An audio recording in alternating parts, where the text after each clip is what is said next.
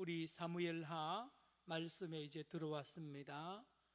이제 우리가 금방 그냥 생각할 때는 사울 왕이 죽으면 하루아침에 다윗이 왕으로, 온 이스라엘의 왕으로 등극할 줄 알았는데, 여러분 우리 성경을 읽고 보는 바와 같이 7년 반 동안이나 과도기가 또 지나갑니다. 혼란기가 지나갑니다. 여러분, 일제가 말입니다, 일제가 철수하고 항복하면 우리나라가 금방 통일왕국으로, 통일된 나라로 온 세계에 그렇게 대단한 나라가 될 줄 알았는데요, 웬걸요? 일제가 물러가니까 생각지도 아니하게 남한과 북한이 두 동강이 딱 쪼개져서 70년이 지나도록 아직 하나가 되지 못하는 이러한 현실에 우리가 살고 있고, 오늘 본문은 우리의 역사와 굉장히 비슷한 면을 많이 보여주고 있기도 합니다. 다윗이 이제 전 이스라엘의 왕이 되지 못하고 이제 저 남유다 헤브론을 중심해서 유다 지파를 중심해서 왕으로 7년 6개월 있고, 나머지는 사울 왕의 아들 누굽니까? 이스보셋. 자, 지난주에 읽었던 것 한번 찾습시다. 2장 8절로 갑시다. 사무엘하 2장 8절. 조금 더운가 봐요. 부채질도 하시고 하는데 에어컨 조금만 틀었다 꺼주세요. 사무엘하 2장 8절 찾았습니까? 사울의 군사령관 넬의 아들 누가요? 아브넬이 이미 누구의 아들? 사울의 아들 이스보셋을 데리고 마하나임으로 건너가. 사울의 왕의 아들이 다 죽은 줄 알았는데 아들도 살아있단 말이에요. 이스보셋. 그러니 왕의 핏줄이 남아있으니 정통성이 충분히 있잖아요. 그런데 이 이스보셋이 스스로 왕이 되는 것이 아니라 아브넬이라는 장군이 이 이스보셋을 왕으로, 로봇으로 세우고 자기가 수렴 청정을 하기 시작합니다. 그래서 다윗은 남쪽의 왕이 되고 저 북쪽의 나머지 대부분의 지파는 아브넬이 뒤에서 조정하는 사울의 아들 하나 남은 이스보셋이 왕이 되어서 서로 동족 간의 갈등과 전쟁을 벌입니다. 그래서 아브넬과 누굽니까? 요압. 자, 잠깐만 미리 보세요. 이게 사람 이름이 많이 나오니까 헷갈립니다. 여러분, 다윗과 사울은 알죠? 다윗과 사울은 압니다. 자, 그런데 다윗 주변의 인물 중에 한 사람을 여러분이 알 필요 있는데, 다윗 주변에 요압이 있습니다. 한번 따라합시다. 요압 장군이 다윗 옆에 있고요, 사울 옆에는 누가 있느냐? 아브넬이 있습니다. 누가 있다고요? 아브넬은 누구냐 하면요, 사울 왕의 사촌입니다. 사울 왕의 사촌. 그러니까 사촌 형님이 사울이고, 아브넬은 사울의 사촌 동생이에요. 다음, 다윗의 주변에 요압이 있었는데, 요압은 누구냐 하면요, 요압은 바로 다윗의 조카입니다. 다윗의 조카. 좀 복잡한데요, 다윗의 친조카가 아닙니다. 이렇습니다. 여러분, 다윗의 아버지 이름이 누구죠? 이새입니다. 그런데요, 성경에는 다윗의 엄마 이름은 안 나옵니다. 엄마 이름 안 나와요. 그래서 학자들은 다윗의 엄마가 굉장히 신분상으로나 출신 성분이 자랑스럽지 못하다라는 것을 말합니다. 학자들이 연구하면 이 다윗의 부인이 이름이 안 나오는 이유가 다른 나라의 왕의 부인으로 있다가 과부가 되어서 자기 누굽니까? 애들을 데리고 시집을 왔다라고 말합니다. 그래서 이 요압은 다윗의 누난지 동생인지 모릅니다. 이복이 아니고 이부입니다. 다른 아버지의 누굽니까? 누나인지 동생인지 몰라요. 거기에 누굽니까? 그 누나 동생 이름이 수루야입니다. 수루야. 누구라고요? 수루야. 수루야의 아들이 바로 요압입니다. 요압. 여러분 사무엘상 26장으로 잠깐 갔다고 봅시다. 사무엘상 26장 6절을 보시면 여러분 거기에 나옵니다. 사무엘상 26장 6절 454페이지. 사무엘상 26장 몇 절요? 6절 보시기 바랍니다. 이에 다윗이 햇사람 아히멜렉과 그 다음에 누구의 아들? 수루야의 아들. 수루야는 여자입니다. 여자. 누구냐? 바로 이 다윗의 누나인지 동생인지 모르는데요, 바로 이부 누나, 이부 동생 이름이 수루야인데 그의 아들이 셋입니다. 수루야의 아들 중에 셋 중에 제일 큰 아들 이름이 요압이에요. 수루야의 아들 요압의 아우 누굽니까? 아비세. 요압의 동생이 아비세입니다. 자, 다시 우리는 본문으로 갑시다. 사무엘하 2장으로 갑니다. 사무엘하 2장 18절로 갑니다. 18절. 그곳에 수루야의 세 아들 이름 나오죠. 첫째로 누구요? 요압과 둘째 아비세와 셋째 아사헬. 이 전부 다 다윗의 조카들입니다. 다윗의 조카들. 피가 섞이지 아니하는 조카들인데 그 중에 제일 형이 요압입니다. 이 요압이 다윗 옆에서 충성합니다. 40년 동안 충성합니다. 다윗이 잘못 갈 때는 바른 소리도 하고요, 다윗을 해치려 하는 사람들을 나가서 다 죽이고 요압입니다. 요압. 그런데요, 이제 여러분 요압을 계속 이제 보게 됩니다. 앞으로 이 요압은 이런 아주 좋은 면이 있는가 하면 아주 교활합니다. 머리가 비상합니다. 그래서 다윗에게 눈에 가시 같은 일을 많이 합니다. 끝까지 다윗을 괴롭히죠. 도와주면서도 괴롭힙니다. 그래서 이 다윗은 자기가 살아있는 동안에는 이 요압을 죽이지 않습니다. 그런데 이 아들 솔로몬에게 유언을 남길 때는 너는 요압을 죽여라 라고 유언을 남기는 이 장군 이름이 요압입니다. 다윗의 조카입니다. 유명한 장수입니다. 자, 다윗 옆에는 요압이 있고 사울 옆에는 사울 왕의 아들 이스보셋 옆에는 아브넬이 있습니다. 이 아브넬이 자기의 욕심이 아주 많은 거예요. 여러분, 군인이 욕심을 부리면 큰일 납니다. 우리나라도 군인들이 정치에 개입해가지고 얼마나 많은 사람을 죽이고 5.18이 아직도 누가 총살 사살 명령을 누가 내리는지 아직도 밝혀지지 않습니다. 여러분, 같은 동족들끼리 말입니다. 여러분, 수단 방법을 가리지 않는 여러분 아브넬이 이스보셋이라는 다윗의 사울의 아들을 로봇으로 세워가지고 북이스라엘의 북쪽의 이 지파들을 총지휘하는 왕노릇하는 이러한 일들이 있었습니다. 그래서 지난주에 본문과 같이 이 두 그룹이 기브온 시내 물가에서 전쟁합니다. 동족끼리 전쟁합니다. 다 전면조를 붙지 않고 12명씩 대표를 뽑아서 전쟁하죠. 15절 보세요. 오늘 본문 바로 앞에 15절, 2장 15절 찾았습니까? 시작. 그들이 일어나 그 수대로 나아가니 베냐민과 사울의 아들 이스보셋의 편에 12명이요. 다음요, 다윗의 신복 중에 12명이라. 12명씩 전쟁 제일 잘하는 군인들 12명씩 뽑아가지고 어떻게 하느냐? 16절.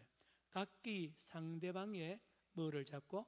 머리를 잡고 칼로 상대방의 옆구리를 찌르는 전쟁을 합니다.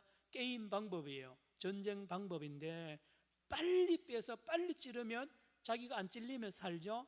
그런데 이 12명 다 워낙 전쟁을 잘해서 이 기술이 뛰어나서 다 같이 죽어버립니다. 서로 찔러 죽여버립니다. 16절 같이 보세요. 시작. 각기 상대방의 머리를 잡고 칼로 상대방의 옆구리를 찌르며 일자히 쓰러진지라. 그러므로 그곳을 헷갓 핫수림이라 일컬었으며 기브온에 있더라. 여러분, 이 12명이 다 동족입니다. 한 형제예요. 한 형제. 얼마나 수치스러운 일이죠. 다른 외국인이 봤을 때는 같은 동족끼리요, 서로 지도자들 욕심 때문에 죽었단 말이에요. 여러분, 우리나라 6.25 전쟁이 왜 일어났습니까? 왜 일어났습니까? 가깝게는 김일성이하고요, 이 남한의 김일성의 욕심 때문에 벌어진 것이고, 크게 보면 러시아하고 소련하고 미국의 그 놀이 장난감처럼 놀아난 거예요. 얄타 회담에서 딱 잘라가지고 니는 북한 먹어라, 나는 남한 먹을래, 그래 가고요, 미국하고 소련이 나라를 나누어가지고 이래 된 거 아닙니까? 여러분, 그렇습니다. 이렇게 다 죽어버립니다. 동족이 다 죽어요. 전쟁 나면요 다 죽습니다. 전쟁 나면 큰일 나는 거예요. 이기는 팀이 없어요. 사실 17절 보시기 바랍니다. 이걸로 끝난 게 아닙니다. 다 쓰러지니까 피를 보는 순간에 양쪽 군인들이 완전히 눈이 뒤집어지면서 전쟁합니다. 17절 시작. 그날에 싸움이 심히 맹렬하더니 아브넬과 이스라엘 사람들이 다윗의 신복들 앞에서 피하니라. 여기 심히 맹렬하더니라는 것은 전면전이 붙는 거예요. 대전쟁이 형제간에 막 전쟁을 한참 치르다 보니까 이제 아브넬이 힘이 약해가지고 이제 도망갑니다. 자, 이 도망가는 그 장면에 이제 일어난 이야기 오늘 본문입니다. 18절 다시 봅니다. 그곳에 수루야의 세 아들 요압과 아비새와 아사헬 삼형제가 있었는데 모두 장수 출신입니다. 전쟁터에서 그 중에 막내 아사헬의 특징이 뭐냐면 아사헬의 발은 뭐와 같이 빠르더라? 들로로처럼 빠르더라. 얼마나 빠르고 성격도 급합니다. 다혈질입니다. 딱 보니까요, 저 제일 원흉이 누구냐? 아브넬인 걸 알거든요. 저 아브넬이 딱 눈에 딱 들어오는 순간에 이 아사헬이 그대로 따라갑니다. 추격해가지고 저놈을 죽여야 모두가 해결된다 해서 이 아사헬이 막 따라갑니다. 19절 보세요. 아사헬이 아브넬을 쫓아 달려가되 좌우로 치우치지 않고 아브넬의 뒤를 쫓으니 20절 아브넬이 뒤를 돌아보며 이르되 아사헬아 너냐 대답하되 나로다. 이 대화를 보면 서로 잘 아는 사이입니다. 서로 잘 알아요. 서로 형제같이 지내던 이 사이 아닙니까? 그런데 자기를 죽이려고 따라오니까 저 젊은 아사헬은 젊어요. 이 아브넬은 백전노장입니다.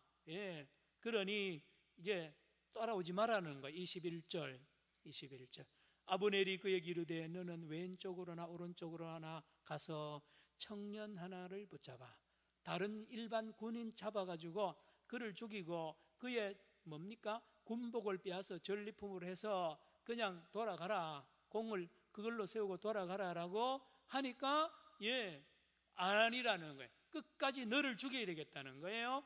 22절 같이 읽습니다. 22절 시작. 아브넬이 다시 아사헬에게 이르되 너는 나 쫓기를 그치라. 내가 너를 쳐서 땅에 엎드려지게 할 까닭이 무엇이냐? 그렇게 하면 내가 어떻게 내 형 요압을 대면하겠느냐 하되. 여러분, 아브넬하고 요압은 더 가깝습니다. 더 잘 아는 사이예요. 그러니 요압의 막내 동생을 내가 죽이면 내가 너 형님을 볼 면목이 없다. 빨리 집에 가라. 여러분, 그런 경우가 많습니다. 젊은 사람도요, 철 모르고요, 혈기가 왕성하다 그래가지고요, 달려들다가 큰 코 다치는 경우가 많은데 이 아사헬이 그러합니다. 안 물러갑니다. 23절 그가 물러가기를 어떻게요? 거절하며 아브넬이 창 뒤끝으로 그의 배를 찌르니 이 전술이 전쟁 기술이요 이 백전노장이라니까요. 아브넬이 도망 안 가고 자꾸 따라오니까 그냥 찔러버렸어요. 찌르니 창이 그의 등을 꿰뚫고 나간지라 곧 그곳에 엎드려져 어떻게 됐어요? 죽음에 아사헬이 엎드려져 죽은 곳이 이르는 자마다 머물러 섰더라. 큰 장군이 창에 찔려 죽으니까요, 전체 이 요압, 이 다윗 부대들이요, 사기가 탁 떨어지면서 전쟁이 잠시 멈추는 모습을 우리에게 알려줍니다. 이것을 형이 당장 보고를 받죠. 24절 요압과 아비새 형님들이죠, 아브넬의 뒤를 쫓아 기브온 거친 땅에 길가 기야 맞은 쪽 암마산에 이를 때에 해가 졌고, 여기 기야, 기브온, 암마 전부 이스라엘의 지명 이름입니다. 지명 이름. 이건 다른 이야기인데요. 제가 이스라엘 가니까 이스라엘 시내는요, 이스라엘 사람들은 자동차 공장이 없어요. 그래 유럽차, 세계차 다 이스라엘 거리를 돌아다니는데 한국 차도 다닙니다.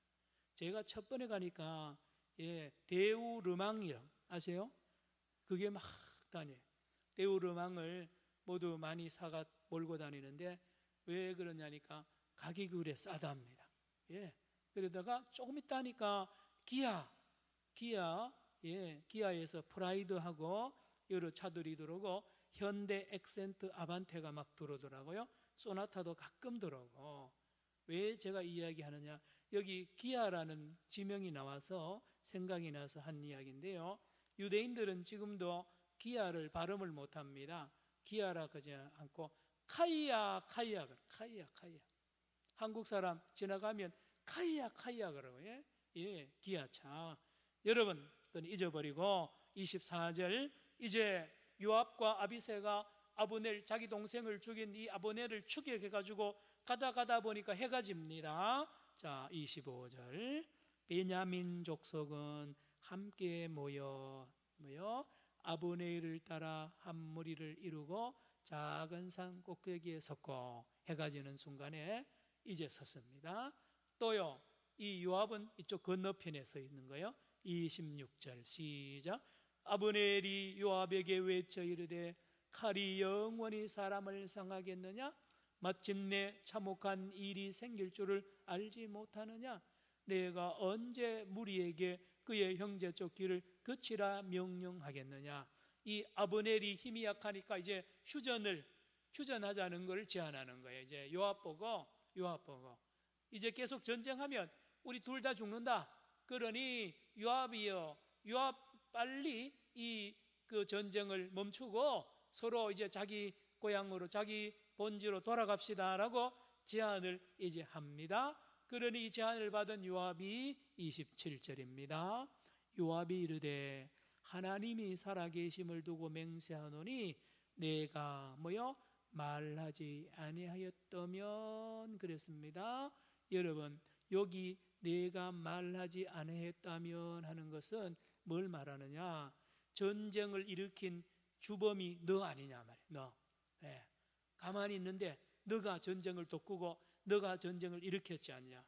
여러분 우리 남북도 지금요 누가 전쟁을 먼저 일으켰느냐가 중요합니다. 한반도 평화를 이루는 데 있어서 우리는 늘 김일성이가 먼저 공격한 걸 전 세계가 다 알고 있고, 지금요 몇십 년 지나니까 저 소련이 가지고 있던 비밀 문서가 다 공개되는데 보니까 김일성이가요 남한을 공격하려고 저기 스탈린을 수십 번 찾아갔어요. 수십 번 찾아가는데 스탈린이 계속 안 된다 그랬어요. 모택동이도 안 된다 그랬어요. 근데 막판에 이 아시아의 정세가 새로 변화되면서 미국이 뒤로 물러가는 순간에 이 스탈린이 머리를 돌립니다. 머리를 어떻게 굴리느냐? 요 김일성이를 이용해 가지고 한반도의 전쟁을 오래 일으켜 가지고 중국하고, 중공이죠 그때, 중공하고 미국이 이 조선 한반도에서 수십 년 동안 전쟁 일으키면 미국하고 중국이 돈을 다 쓰면 국력이 완전히 쪼그라지면 그때 세계 최대 강국이 이 소련이 된다고 스탈린이 머리를 짜고 이 김일성이를 만나가지고 그래 전쟁함 해라, 내가 밀어줄게, 무기 다 대주고 말입니다. 다 준비 다 시켜주고 그 대신에 조건이 있다. 목태동이한테도 허락 맡아라. 그래가지고 목태동이 허락 맡고 6.25 전쟁을 김일성이가 침공해 내려왔습니다. 그런데 김일성이는 지금까지도 그 김정은이까지요 거짓말합니다. 남조선이 북침했다고 가르치잖아요. 여기도 네가 먼저 말하지 아니했다면 네가 먼저 전쟁을 하자고 했지 않느냐, 예? 그러니 네가 회개해야 된다는 그런 투로 말하는 거예요. 27절 같이 읽습니다. 시작. 요압이 이르되 하나님이 살아계심을 두고 맹세하노니 내가 말하지 아니하였다면 무리가 아침에 각각 다 돌아갔을 것이요 그의 형제를 쫓지 아니하였으리라 하고. 여러분, 문 대통령이 지금 뭐 김일성이 하고 누굽니까? 저기 미국의 대통령 이름 뭐죠? 트럼프 사이에 열심히 땀 흘리고 하는데요, 이거 단순하지 않습니다. 남북 통일이 그렇게 쉬운 것 같지 쉽지 않아요. 일으키는 것도 복잡했잖아요. 몇십 년 동안 스탈린이 그런 계획 가지고 한 줄 몰랐죠. 그래서 스탈린이 김일성이를 시켜가지고 밀어라 그래가지고 쫙 밀고 내려오니까요, 순식간에 서울을 다 정복했는데 웬걸요, 서울을 다 정복하고 나서도 3일 동안 스탈린이 김일성이 보고 못 내려가겠어요. 우리 역사책에 안 나와요 이거요. 미스테리입니다. 왜 그러느냐, 빨리 밀어버리면 미국하고 중국하고 싸울 시간이 없으니까 그 시간 벌기 위해서 스탈린이 김일성 부대를 못 내려가겠어요. 다음 6.25 뭡니까? UN 뭐죠? 안전보장 이사회에 소련 대사가 참석 안 한 걸 우리 역사책에는 뭐 별별 말 다 했는데요, 스탈린이 못 가게 했어요. 스탈린이 네가 못 가, 우리 소련 대표가 가서 거부권 해당하면 16개국 못 옵니다. 16개국을 끌어들이려고 소련의 대사를 유엔에 안 보냈어요. 뭐 다른 이유 없어요. 이 밝혀진 사실입니다. 그래서 16개국이 들어오고 미국이 앞장서서요, 이 전쟁할 때 중국을 또 끌어들이잖아요.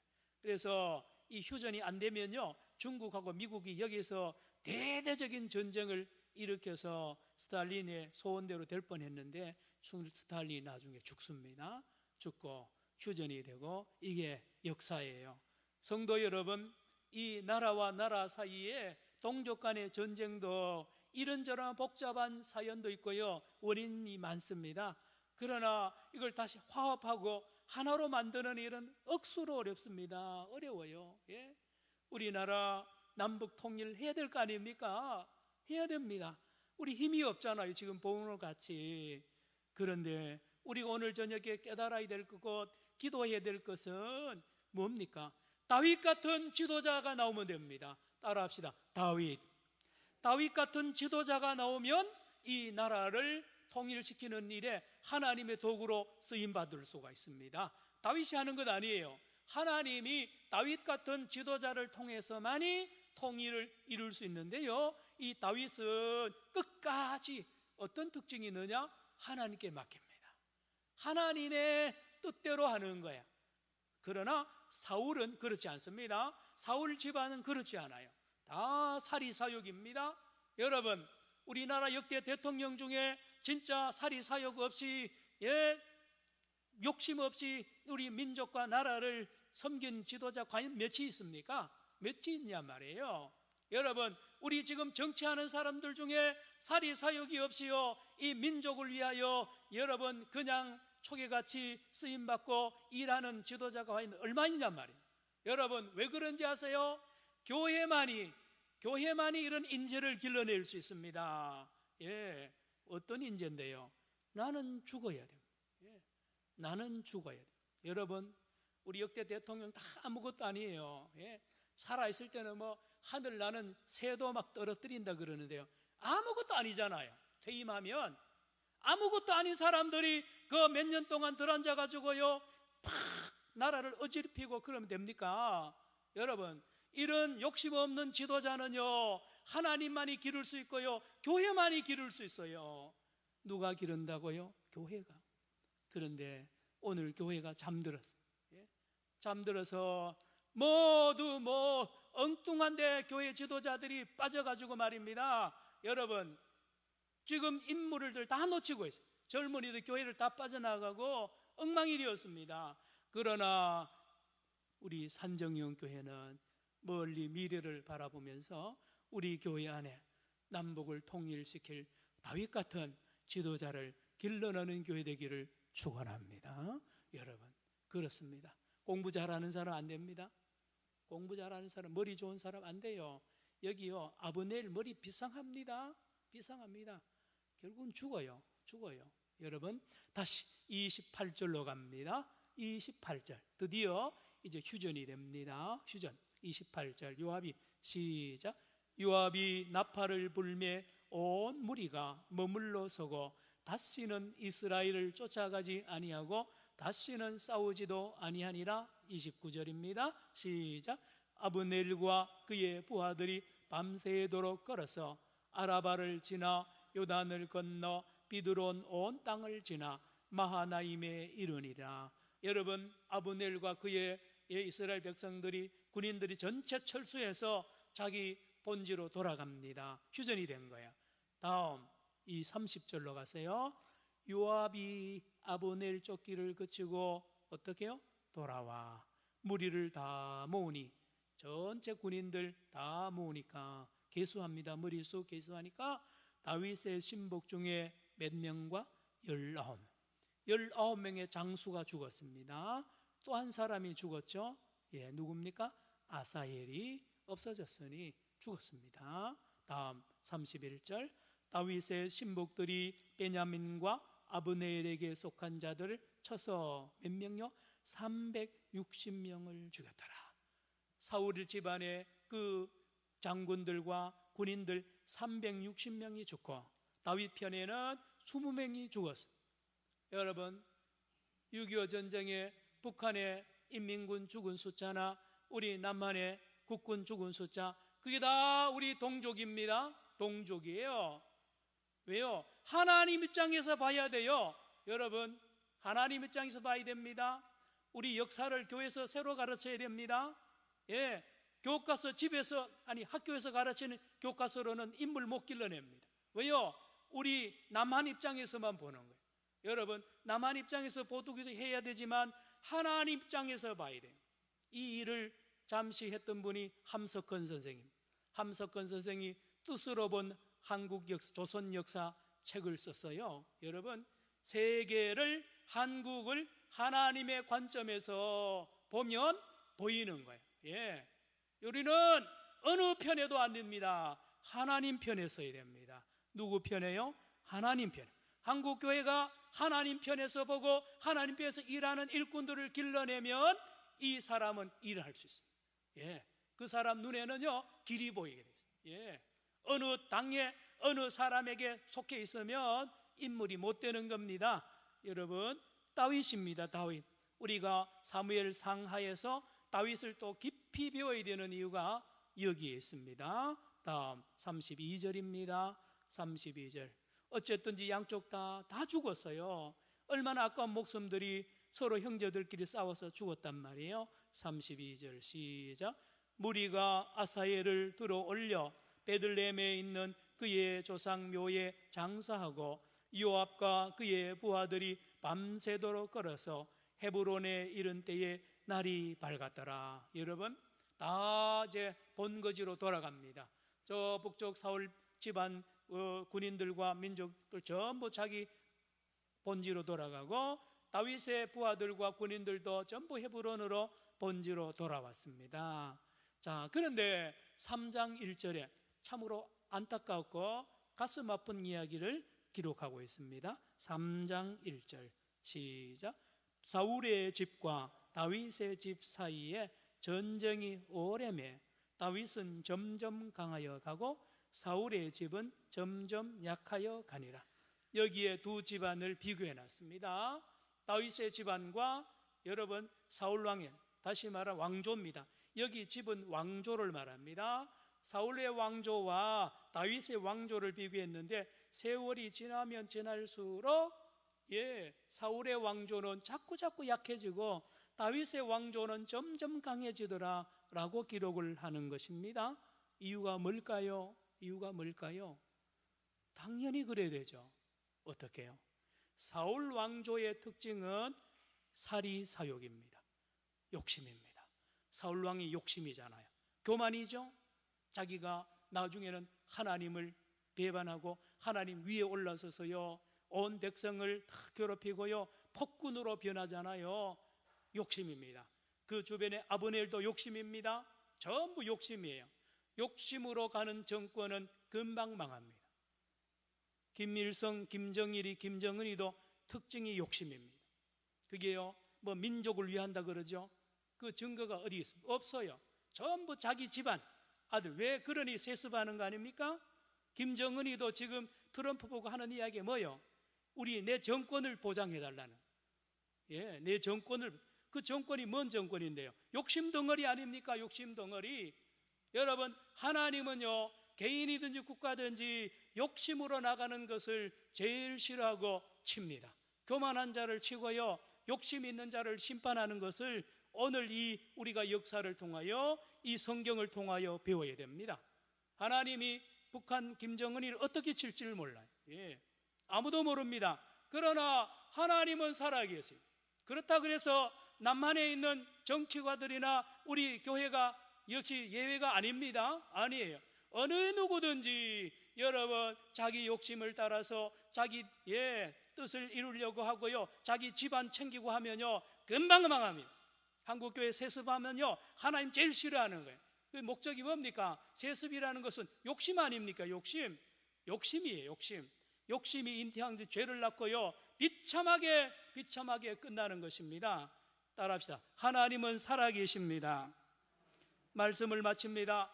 오늘 세 가지 교훈을 배워야 됩니다. 저와 여러분 아사헬처럼 너무 급하게 내 뜻대로 조급하게 서두르면 안 됩니다.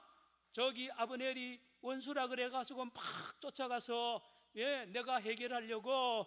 여러분 우리도 교회 안에도 여러분 가정에도 그런 사람이 있어요. 성격이 급하고 불의를 보면 못 참고 말이죠 확 달려드는 이런 어떤 그런 사람 조심해야 됩니다. 주님은 뭐라 그럽니까? 원수 갚는 것을 누구께 맡겨라고요? 하나님께 맡겨. 다윗이 이걸 잘합니다. 절대로 사울 죽이지 않잖아요. 기다립니다. 하나님께 맡기는. 여러분 누가 여러분을 해칩니까? 여러분이 누구와 여러분을 괴롭힙니까? 여러분 손대면 안 됩니다. 기다려야 됩니다. 따라합시다. 기도하면서 기다리면 하나님이요 깨끗하게 해결합니다. 깨끗하게요. 그렇다니까요. 둘째로 뭘 배워야 되느냐? 우리가 남북 통일을 위하여 기도해야 되는데 결론은 하나님께 맡겨야 됩니다. 하나님께. 예를 들면 문재인 대통령도 지금 남북 통일하려고 너무 서두르면 안 돼요. 하나님께 맡기고. 마찬가지입니다. 우리 민족도요 다 맡겨야 돼요. 그 안에는요 별별 이해관계가 많습니다. 이 부산에도 이북에서 피나오는 성도들 얼마나 많아요. 그 중에는요 자기 아버지가 김일성이한테 죽임당하는 현장을 본 사람도 많고요 6.25 전쟁 때 죽은 가족들 원한에 맺혀 있어요. 원한에 맺혀. 이 세대가 있는 동안은 통일되기가 어려운 거예요. 자, 하나님께 맡겨야 됩니다. 따라합시다. 또 하나님은 살아계십니다. 왜 하나님을 안 믿습니까? 하나님이 살아계시는데요 하나님께 맡겨야 됩니다. 마지막으로 여러분 다윗 같은 지도자를 하나님이 기르시고 계시고 이 일에 한국교회가 우리 산정형 교회가 참여해야 됩니다. 산정형 교회가 인물을 길러내야 돼요. 여러분 온 세계에 경제개발 그러고요 실업률 그러고요 이 전부 다 복합적인 문제가 딱 하나입니다. 사람을 못 길러서 그래요. 여러분 사람을 잘 기르면요 다 풀어나갑니다. 경제 문제 간단하게 풀고요 정치 문제 간단하게 풀어요. 인재가 없어서 그래요. 인재입니다. 인재를 잘 길러내야 됩니다. 이 일에는 교회가 앞장서야 되고요, 교회가 기도해야 됩니다. 교회에 기도해야 돼요.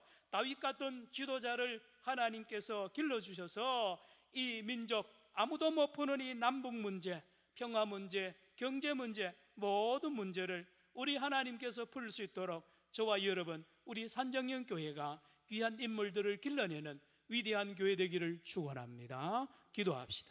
우리 다 같이 통성으로 잠깐 기도합시다. 나라와 민족을 생각하고요, 우리 경제의 모든 것들, 또 우리 한국교회와 우리 산정령 교회가 귀한 다윗을 길러내는 교회 되게 해달라고, 가정이 되게 해달라고 기도하겠습니다. 하나님 아버지, 감사합니다. 이 시간에 우리 주님께서 말씀하셨습니다. 주여 민족을 하나로, 주여 민족을 통일케 하며, 주여 상처만 민족, 주여 분열된 이 민족 하나 되게 하며, 경제, 사회, 교육의 모든 복잡한 문제 풀어나갈 수 있는 지도자들을 길러내는 우리 교회 되게 하시고 한국교회 되게 하여 주옵소서. 주여 말씀으로 길러내며, 주의 기도로 길러내며, 주여 저들을 후원하며 양성하는 귀한 교회들 되게 하여 주옵소서. 믿음의 사람들 길러내게 하여 주옵소서. 주여 온 세계를 하나로, 온 세계를 섬기는 큰 그릇의 지도자들을 길러내는 우리 산정령 교회 되게 하여 주옵소서. 우리 주기철, 조만식, 장기려 장로님 같이 훌륭한 믿음의 사람들을 자라나며 길러내는 교회 되길 원합니다. 주여 한국교회가 깨어나서 주여 민족을 위하여 울며 세계를 위하여 울며 섬기는 위대한 지도자들 길러낼 수 있도록 역사하여 주옵소서. 깨어나게 하여 주옵소서. 할렐루야. 위하여 쓰임받는 선생님들과 모든 장로님들, 하나님 아버지 재직들, 항존 직분자들 주여 깨어나게 하여 주옵소서. 예수님의 이름으로 기도드리옵나이다.